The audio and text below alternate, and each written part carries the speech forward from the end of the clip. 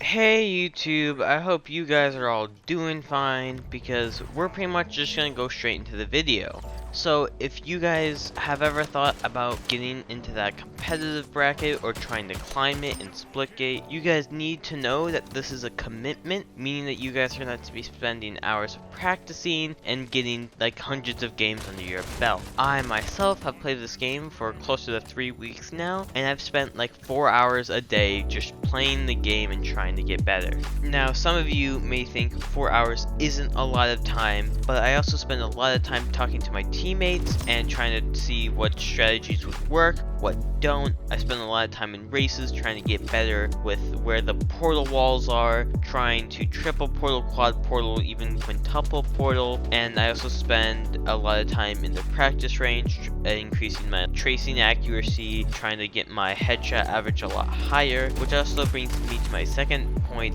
is you guys need to put in lots and lots of effort to improve your own skill. Now sometimes buying better equipment can help drastically, but that can only take you so far. Now what I mean by trying to increase your own skill is that you guys have to put in hours and work on yourself to become a better player. And so examples of this is if you have a PC and you play on PC, spending time on aim labs is a great way, and I'm on console, so I had to figure out how to increase my aim and my aim training, and that's why I just spend time in the practice range. I just run, jump, and I boost all back and forth, all while trying to keep my crosshair in a certain spot, like I did in my other video, link up in the top. Now, my third point is that you guys really can't solo queue. If you solo queue, you will lose elo, you'll get mad at the game, possibly even quit the game, and overall, it'll just end up being worse for you. So you guys need a team, because this will be easier,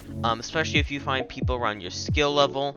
Then you can communicate easier, but you also have to make sure that these people don't leave, because even if you lose 10 matches in a row, they need to stick with you so then you can actually start building bonds, and this will create a chemistry which can actually help you guys out a lot in the long run. Not to mention you guys just became friends. But real quick guys, if you like the fact that we got straight into the video, please hit that like button, and if you didn't, then hit the dislike button. But let's get right back. Now, I was pretty lucky with my team as I already had a duo partner for the better part of a year. We would play duos in Warzone, and we just need one more for a third. But to find that third that will stick with us was the challenging part, as many started to leave after the second or third loss, regardless of how many we won. Even if we won like 4 or 5 or even 10, they would still lose if we lost 2 or 3 in a row. So I imagine it would take you guys roughly 2 to 3 weeks to find your own squad just from scratch.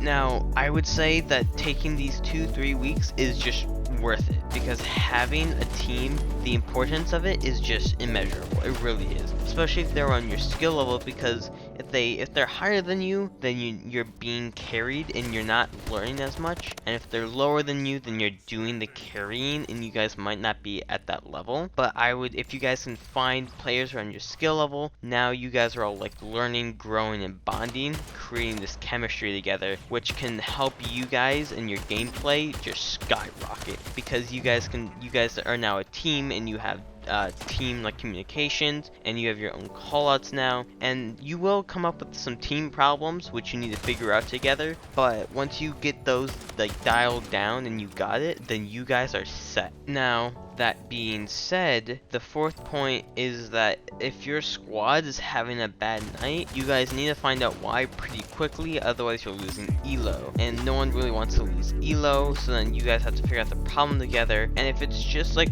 one person, then you guys can play some casuals, or even take a break and then get back on later with a refreshed mind, refreshed eyes, even hands. And so sometimes it is just a really good idea to take a break from the game, as to not wear yourself out or kill your morale. Now that actually brings me to point number 5, to keep your morale up and ending on a high note. Now, music in general is a great way to lift spirits, and if everyone can vibe to it, But possibly a better way could just to be playing a different team game that you guys are all decent at, or even if you all suck at, because now you all suck together. So you may not switch back to Splitgate, but the important thing is that you will end your night on a higher morale, getting you psyched and getting you ready and pumped for the next time you guys all play Splitgate. Because now with the high morale, you guys are going to do better, versus if you guys are losing some games, then your morale will get lower and lower, and you guys will start losing to like plats or